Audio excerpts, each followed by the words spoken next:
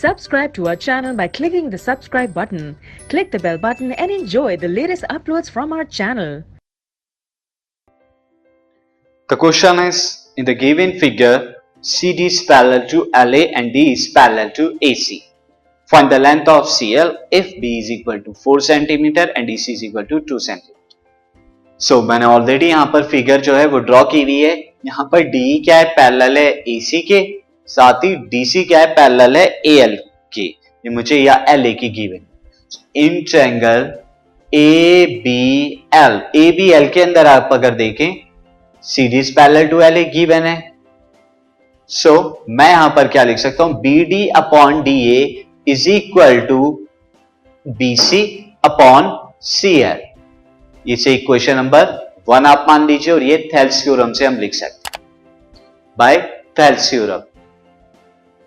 Now अब आप क्या देखिए, इन ट्रायंगल ABC में, नाउ इन ट्रायंगल ABC में आप देखिए यहां पर D is parallel to AC है जो मुझे गिवन भी है. सो मैं यहां पर थेल्स थ्योरम से क्या लिख सकता हूं, मैं थेल्स थ्योरम से लिख सकता हूं BD upon DA is equal to BE upon EC. Again Thales theorem से, और इसे मैं क्या ले लेता हूं, इक्वेशन 2 ले लेता हूं bye Thales theorem.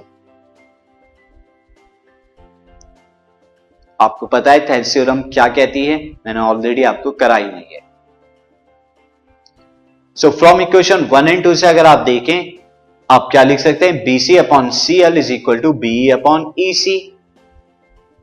BC upon CL is equal to BE upon EC. अब इससे क्या फायदा होगा, इससे आप वो साइड निकाल सकते हैं जो आपको फाइंड आउट है. नाउ आपको क्या क्या दिया हुआ था, आपको दिया हुआ था BE और EC की लेंथ.